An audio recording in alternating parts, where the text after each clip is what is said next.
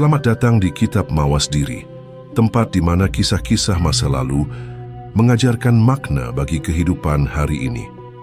Dalam episode kali ini, kita akan menelusuri perjalanan seorang tokoh besar dari hutan belantara hingga singgasana kerajaan. Inilah kisah dari alas Mentaok ke tahta, Sutawijaya mendirikan Mataram. Mari kita menyelami jejak sejarah yang penuh ambisi, pertempuran, dan legenda. Pada suatu masa di penghujung abad ke-16, tanah Jawa dipenuhi dengan perebutan kekuasaan. Kerajaan Pajang, yang saat itu dipimpin oleh Sultan Hadiwijaya, lebih dikenal sebagai Jaka Tingkir, sedang berada di puncak kejayaannya. Namun, di sisi lain, ada ancaman dari Demak, terutama dari seorang penguasa tangguh bernama Arya Penangsang. Arya Penangsang adalah sosok yang ditakuti. Dia keras, gagah, dan dikenal sebagai pendekar sakti. Ambisinya adalah merebut kembali tahta Demak yang jatuh ke tangan Sultan Hadiwijaya. Demi mewujudkan ambisi itu, Arya Penangsang mengerahkan pasukan untuk menyerang Pajang. Sultan Hadiwijaya tentu tidak tinggal diam. Dia membutuhkan prajurit yang benar-benar setia dan mampu menandingi kekuatan Arya Penangsang. Disinilah muncul nama Ki Ageng Pemanahan, seorang bangsawan dan ahli strategi militer. Bersama sahabatnya, Ki Penjawi, ia mendapat kepercayaan dari Sultan Hadiwijaya untuk memimpin pasukan dalam menghadapi Arya Penangsang. Perang pun pecah. Dengan kecerdikan dan keberanian mereka, Ki Ageng Pemanahan dan Ki Penjawi berhasil mengalahkan Arya Penangsang. Pertempuran itu menandai berakhirnya ancaman dari Demak dan mengukuhkan posisi Pajang sebagai pusat kekuasaan baru di tanah Jawa. Sebagai bentuk penghargaan atas jasanya, Sultan Hadiwijaya berjanji memberikan hadiah berupa tanah kepada Ki Ageng Pemanahan dan Ki Penjawi. Ki Penjawi segera menerima wilayah Pati, tetapi hadiah untuk Ki Ageng Pemanahan, yakni alas Mentaok, justru tertunda. Ada bisikan dari para pejabat Pajang yang merasa tidak nyaman jika Ki Ageng Pemanahan mendapat tanah yang luas dan strategis. Mereka takut suatu hari nanti keturunannya akan menyaingi Pajang. Ki Ageng Pemanahan yang merasa janjinya diingkari, kecewa. Namun, dia bukan orang yang mudah menyerah. Ia tetap setia kepada Pajang meskipun hatinya dipenuhi pertanyaan. Setelah bertahun-tahun menunggu, akhirnya pada sekitar tahun 1575, Sultan Hadiwijaya memenuhi janjinya. Ki Ageng Pemanahan diperbolehkan membuka alas Mentaok, sebuah kawasan hutan lebat yang konon penuh dengan hal-hal mistis dan belum pernah dihuni manusia secara permanen. Meski tanah itu masih berupa hutan belantara, Ki Ageng Pemanahan melihatnya sebagai sebuah peluang besar. Ia segera pindah ke alas Mentaok bersama keluarganya termasuk putranya Sutawijaya. Bagi sebagian orang ini mungkin tampak seperti pengasingan, tetapi bagi Ki Ageng Pemanahan ini adalah awal dari sesuatu yang lebih besar. Dengan ketekunan dan kecerdasan, ia mulai mengubah hutan itu menjadi pemukiman yang layak huni. Alas Mentaok yang dulunya sunyi perlahan menjadi hidup. Ki Ageng Pemanahan mendirikan pusat pemerintahan kecil, menarik penduduk baru, dan membangun sistem pertanian. Sutawijaya yang masih muda tumbuh besar di tengah perkembangan ini, mengamati, belajar, dan mulai bermimpi tentang sesuatu yang lebih besar daripada sekadar membangun sebuah pemukiman. Tidak ada yang menyangka bahwa tanah yang dulunya dianggap sebagai hadiah yang tertunda ini, kelak akan menjadi cikal bakal sebuah kerajaan besar Mataram. Dan semua itu bermula dari janji seorang raja dan keteguhan seorang bangsawan yang percaya bahwa kejayaan bisa tumbuh bahkan dari hutan belantara. Sutawijaya bukanlah anak biasa. Ia lahir dari keluarga bangsawan, putra Ki Ageng Pemanahan, seorang tokoh penting dalam sejarah Jawa. Namun nasib membawanya ke lingkungan istana Pajang sejak kecil. Sultan Hadiwijaya, penguasa Pajang, begitu menyukai bocah ini dan akhirnya mengangkatnya sebagai anak.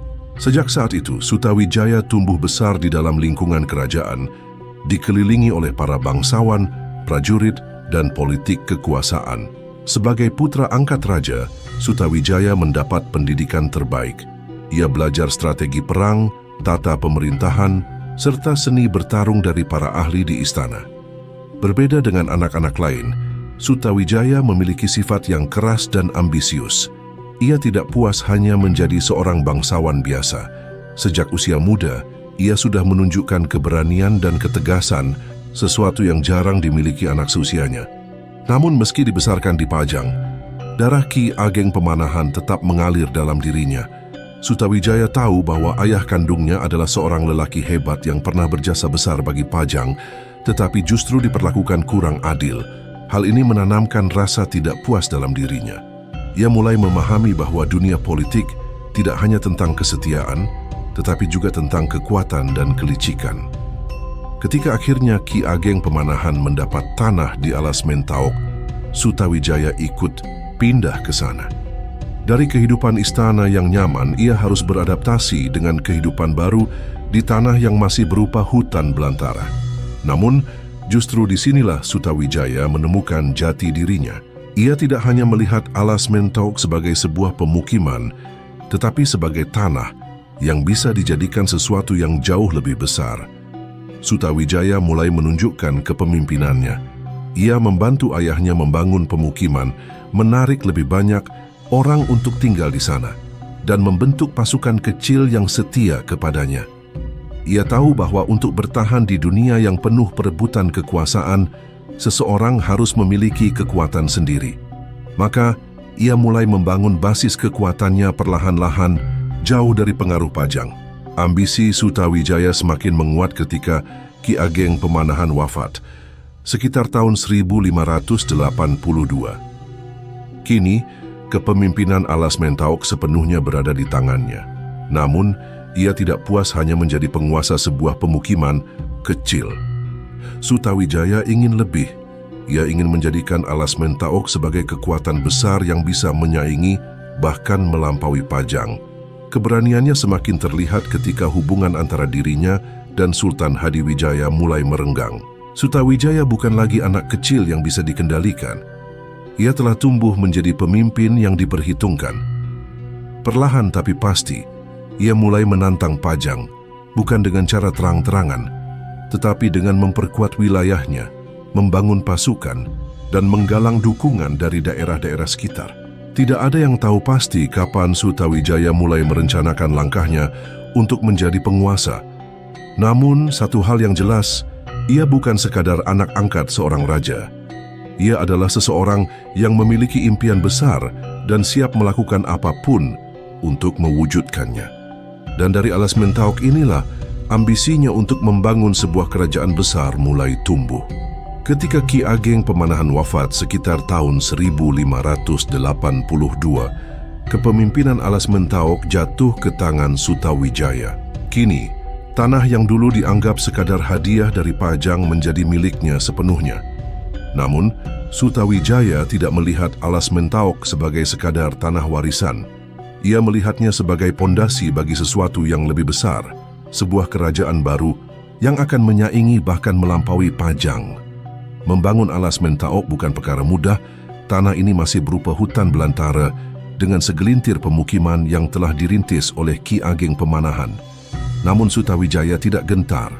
Dengan keteguhan dan kecerdasannya, ia mulai memperluas wilayahnya. Ia membuka lahan pertanian, membangun sistem irigasi, serta menarik lebih banyak orang untuk menetap di sana. Perlahan, Alas Mentaok berkembang menjadi sebuah pusat pemukiman yang makmur. Namun, kemajuan ini tidak luput dari tantangan. Salah satunya adalah ancaman dari kerajaan Pajang. Sultan Hadiwijaya mulai menyadari bahwa anak angkatnya yang dulu begitu patuh kini berubah menjadi penguasa yang ambisius. Ia khawatir Sutawijaya akan berusaha melepaskan diri dari Pajang dan membangun kekuatan sendiri. Ketegangan antara Sutawijaya dan Pajang semakin meningkat ketika Sutawijaya mulai menunjukkan kemandiriannya. Ia tidak lagi tunduk sepenuhnya pada perintah Pajang dan mulai menjalin hubungan dengan daerah-daerah lain yang juga ingin lepas dari kekuasaan Sultan Hadiwijaya. Ia bahkan memperkuat pasukannya, merekrut para prajurit yang setia, dan melatih mereka menjadi pasukan yang tangguh. Selain ancaman politik, Sutawijaya juga menghadapi tantangan alam dan kepercayaan masyarakat setempat. Alas Mintaok sejak lama dikenal sebagai wilayah yang angker. Konon, hutan ini dihuni oleh makhluk halus yang tidak senang dengan kehadiran manusia. Beberapa orang percaya bahwa membangun kota di sana akan membawa bencana.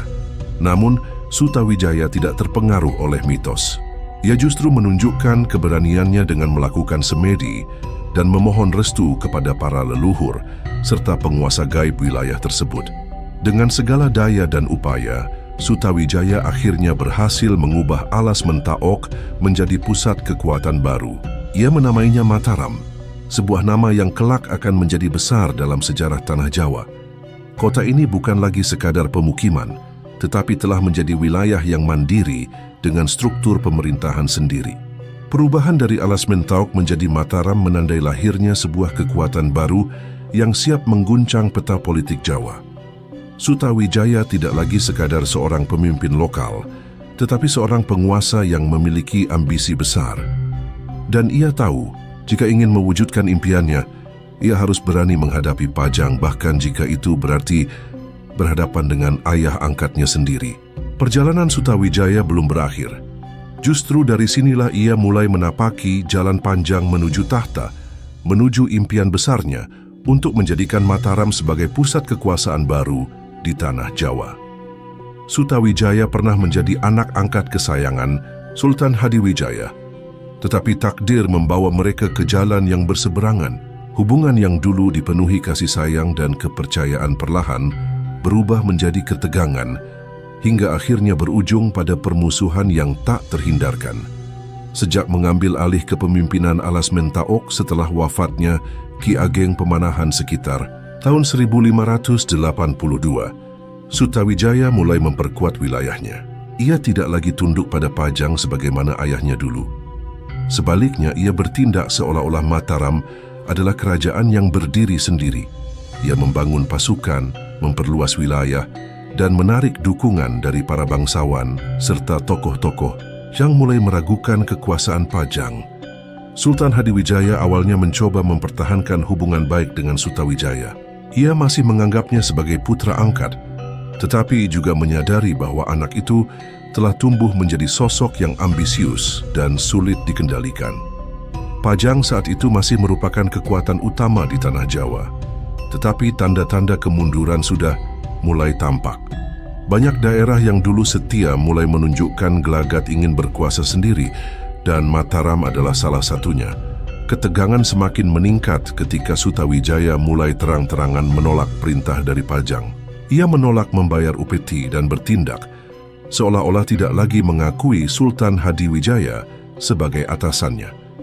Bagi Sultan, ini adalah pengkhianatan yang tidak bisa dibiarkan. Konflik mencapai puncaknya ketika Pajang mengirim pasukan untuk menundukkan Mataram. Sultan Hadiwijaya menganggap bahwa Sutawijaya harus diberi pelajaran agar tidak semakin berani. Namun Sutawijaya telah mempersiapkan segalanya. Dengan pasukan yang telah dilatih dan wilayah yang sudah diperkuat, ia berhasil menghadang serangan dari Pajang. Perang yang meletus antara Mataram dan Pajang menjadi salah satu titik balik penting dalam sejarah Tanah Jawa. Namun, takdir berpihak pada Sutawijaya. Sekitar tahun 1582, Sultan Hadiwijaya jatuh sakit setelah ekspedisi militernya ke Mataram gagal. Beberapa sumber menyebutkan bahwa sakitnya dipicu oleh kekecewaan dan kemarahan atas pembangkangan Sutawijaya. Tak lama kemudian, Sultan Hadiwijaya wafat, meninggalkan Pajang dalam kondisi yang lemah dan tanpa kepemimpinan yang kuat. Dengan wafatnya Sultan Hadiwijaya, Sutawijaya semakin leluasa memperkuat posisinya. Ia tidak hanya bertahan dari serangan Pajang, tetapi juga mulai mengambil langkah untuk menjadi penguasa yang lebih besar. Pajang yang dulu begitu kuat kini berada di ambang kehancuran. Dan Sutawijaya tahu bahwa ini adalah saat yang tepat untuk bangkit. Permusuhan antara Sutawijaya dan Pajang bukan sekadar konflik pribadi, tetapi juga pertarungan antara kekuatan lama dan kekuatan baru. Dengan runtuhnya Pajang, Sutawijaya semakin dekat dengan tujuannya, menjadikan Mataram sebagai pusat kekuasaan baru di Tanah Jawa. Wafatnya Sultan Hadiwijaya sekitar tahun 1582 menandai awal kehancuran Pajang. Tahta Pajang jatuh ke tangan putranya, Pangeran Benowo, tetapi kekuasaannya jauh dari stabil. Para adipati dan bangsawan mulai berani menunjukkan ketidaksetiaan mereka, sementara Sutawijaya melihat kesempatan emas untuk mengakhiri Pajang dan mengangkat Mataram sebagai kekuatan baru. Pangeran Benowo bukanlah pemimpin yang lemah. Ia menyadari bahwa Sutawijaya semakin kuat dan berambisi besar. Demi mempertahankan kejayaan Pajang, ia mengerahkan pasukan untuk menyerang Mataram. Namun, Sutawijaya sudah siap. Dengan pasukan yang telah ditempa dalam berbagai pertempuran, ia menghadapi serangan Pajang dengan penuh keyakinan. Perang besar pun pecah. Pertempuran berlangsung sengit dengan kedua belah pihak berusaha menunjukkan dominasi. Pasukan Pajang masih kuat, tetapi semangat mereka tidak lagi seperti dulu. Banyak prajurit yang bertempur bukan karena kesetiaan, melainkan karena kewajiban. Sementara itu, pasukan Mataram bertempur dengan keyakinan penuh bahwa mereka sedang berjuang untuk membangun kekuatan baru di Tanah Jawa. Strategi Sutawijaya dalam pertempuran ini sangat cerdik. Ia tidak hanya mengandalkan kekuatan pasukan, tetapi juga menggunakan taktik gerilya, memanfaatkan kondisi geografis Mataram yang lebih menguntungkan. Pasukan Pajang yang terbiasa bertempur di dataran terbuka kesulitan menghadapi serangan mendadak dan perang jebakan yang diterapkan oleh Sutawijaya. Setelah pertempuran yang panjang dan melelahkan, pasukan Pajang mulai goyah. Mereka kehilangan banyak prajurit, sementara moral semakin merosot. Pangeran Benowo menyadari bahwa perang ini tidak bisa dimenangkan. Akhirnya Pajang jatuh. Kota yang dulu menjadi pusat kekuasaan besar di Tanah Jawa kini berada di tangan Sutawijaya. Namun, Pangeran Benowo tidak serta-merta ditumpas. Sutawijaya yang memahami bahwa kemenangan sejati bukan hanya soal menaklukkan musuh, memilih untuk memberi Pangeran Benowo kesempatan. Pangeran Benowo akhirnya menerima kekalahan dan memilih untuk mundur dari dunia politik, sementara beberapa sisa pendukung Pajang mencari perlindungan kepada Arya Pangiri, yang kemudian berusaha merebut kembali tahta Pajang tetapi gagal. Dengan jatuhnya Pajang, Mataram resmi berdiri sebagai kekuatan baru. Sutawijaya kini bukan lagi sekadar seorang pemimpin daerah, melainkan seorang raja yang telah membuktikan dirinya melalui perang dan strategi. Ia mengangkat dirinya sebagai Panembahan Senopati, penguasa pertama Mataram, dan mulai membangun dinasti yang kelak akan menguasai Tanah Jawa selama berabad-abad. Perang melawan Pajang bukan hanya soal perebutan kekuasaan. Ini adalah titik balik yang mengubah peta politik Tanah Jawa. Pajang runtuh, dan dari puing-puingnya, Mataram bangkit sebagai kerajaan yang akan terus berkembang dan berperan besar dalam sejarah Nusantara. Setelah kemenangan besar atas Pajang, Sutawijaya tidak berhenti. Ia menyadari bahwa untuk menjadikan Mataram sebagai kerajaan yang kuat, ia harus menguasai lebih banyak wilayah. Tanah Jawa yang terbagi dalam berbagai kadipaten dan kekuasaan kecil masih belum sepenuhnya tunduk. Maka ia memulai langkah berikutnya, menyatukan Tanah Jawa di bawah Panji Mataram. Langkah pertama yang diambil Sutawijaya adalah menaklukkan daerah-daerah yang dulu setia kepada Pajang. Kadipaten-kadipaten di pesisir utara seperti Jepara dan Pati masih menjadi ancaman karena memiliki hubungan dengan Arya Pangiri yang sempat berkuasa di Pajang setelah kejatuhan Pangeran Benowo. Dengan strategi militer yang matang, Sutawijaya mengirim pasukan untuk merebut daerah-daerah ini satu persatu. Jepara, yang dikenal sebagai wilayah maritim yang kuat, menjadi tantangan tersendiri. Namun, dengan kombinasi kekuatan militer dan diplomasi, Sutawijaya berhasil membuat penguasa Jepara menyerah. Setelah itu, giliran Pati dan daerah-daerah lain di sekitar pesisir utara yang ditaklukkan. Dengan menguasai wilayah pesisir, Mataram tidak hanya memperluas kekuasaan, tetapi juga mengamankan jalur perdagangan yang penting bagi kerajaan. Dari pesisir utara, Sutawijaya mengalihkan perhatiannya ke pedalaman. Wilayah-wilayah seperti Madiun, Ponorogo dan Kediri masih memiliki kekuatan yang cukup besar dan enggan tunduk pada Mataram. Perlawanan terjadi di beberapa daerah, tetapi pasukan Mataram yang telah teruji di medan perang berhasil menundukkan mereka.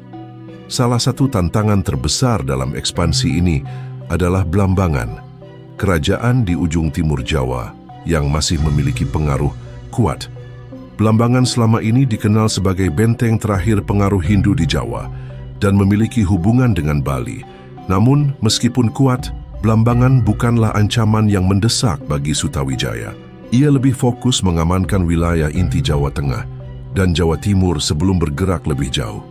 Selain dengan kekuatan militer, Sutawijaya juga menggunakan strategi politik. Ia menjalin hubungan dengan para adipati yang bersedia tunduk tanpa perlawanan.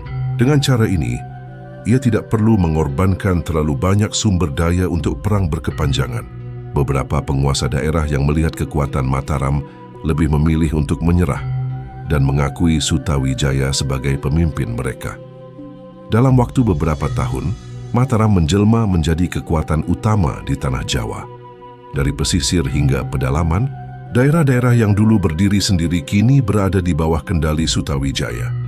Namun, penaklukan ini bukan akhir dari perjuangannya. Ia masih harus menghadapi tantangan lain, termasuk ancaman dari kerajaan-kerajaan di luar Jawa dan pemberontakan dari wilayah-wilayah yang baru ditaklukkan. Sutawijaya telah membuktikan dirinya sebagai pemimpin besar yang tidak hanya mampu bertahan dari serangan Pajang, tetapi juga mampu memperluas kekuasaan Mataram.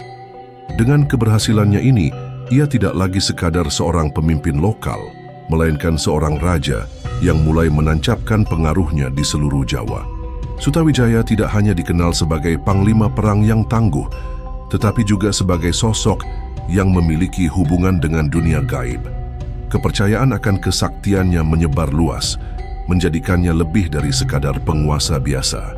Salah satu legenda paling terkenal tentang dirinya adalah pertemuannya dengan Kanjeng Ratu Kidul, penguasa Laut Selatan. Dikisahkan bahwa saat bertapa di pantai Parangkusumo, Sutawijaya mendapatkan wahyu dan bertemu dengan Kanjeng Ratu Kidul. Pertemuan ini bukan sekadar pertemuan biasa, tetapi dianggap sebagai perjanjian gaib. Konon Kanjeng Ratu Kidul berjanji akan selalu melindungi raja-raja Mataram yang bersedia mengakui keberadaannya. Kepercayaan ini terus diwariskan dalam tradisi Keraton Yogyakarta dan Surakarta hingga berabad-abad kemudian. Selain itu, Sutawijaya juga dikenal memiliki kesaktian luar biasa. Dalam beberapa kisah, ia disebut mampu menghilang di tengah pertempuran, mengendalikan angin dan hujan, bahkan mengalahkan musuh dengan kekuatan gaibnya. Kepercayaan ini membuat rakyatnya semakin tunduk dan percaya bahwa Mataram didirikan dengan restu kekuatan supranatural. Legenda dan kesaktian Sutawijaya tidak hanya memperkuat legitimasinya sebagai penguasa, tetapi juga membangun fondasi spiritual bagi kerajaan Mataram. Ia bukan sekadar seorang raja, tetapi pemimpin yang dipilih oleh alam semesta yang mendapatkan restu dari dunia kasat mata maupun gaib. Hal ini membuat Mataram tidak hanya kuat secara politik dan militer, tetapi juga memiliki ikatan spiritual yang mendalam dengan tanah Jawa. Setelah menaklukkan berbagai wilayah dan mengukuhkan kekuasaannya, Sutawijaya akhirnya mengambil langkah besar, menobatkan dirinya sebagai raja. Ia tidak lagi menjadi bawahan siapapun, melainkan penguasa tertinggi yang berdiri di atas tanah yang telah ia menangkan dengan perang dan politik. Dengan gelar Panembahan Senopati Ing Alaga Saidin Panatagama, ia mendeklarasikan berdirinya kerajaan Mataram. Gelar ini bukan sembarang gelar. Panembahan Senopati menunjukkan dirinya sebagai panglima perang yang disegani. Sementara Saidin Panatagama menegaskan perannya sebagai pemimpin spiritual yang mengatur agama di kerajaannya. Dengan ini, ia tidak hanya berkuasa secara politik, tetapi juga memiliki legitimasi religius yang kuat di mata rakyatnya. Sebagai raja pertama Mataram, Panembahan Senopati mulai membangun pusat pemerintahan yang lebih kokoh. Ia memperkuat sistem administrasi, mengatur tatanan sosial, serta memperluas pengaruh Mataram ke berbagai daerah. Strateginya tidak hanya melalui perang, tetapi juga pernikahan politik dengan para penguasa lokal agar Mataram semakin kuat dan stabil. Warisan Panembahan Senopati tidak hanya berhenti pada masanya. Dinasti yang ia bangun terus berlanjut, melahirkan raja-raja besar seperti Sultan Agung, yang kelak membawa Mataram mencapai puncak kejayaannya. Dari seorang anak Ki Ageng Pemanahan, Sutawijaya menjelma menjadi pendiri salah satu kerajaan terbesar di Tanah Jawa, membentuk sejarah yang akan dikenang selama berabad-abad. Demikianlah kisah perjalanan Sutawijaya, dari seorang putra Ki Ageng Pemanahan hingga menjadi Panembahan Senopati, Raja pertama Mataram. Sejarah telah mencatat jejaknya dan kita bisa mengambil hikmah dari setiap langkahnya. Jangan lupa untuk tetap mawas diri, karena sejarah bukan hanya untuk dikenang tetapi juga untuk dipelajari. Sampai jumpa di episode berikutnya hanya di Kitab Mawas Diri.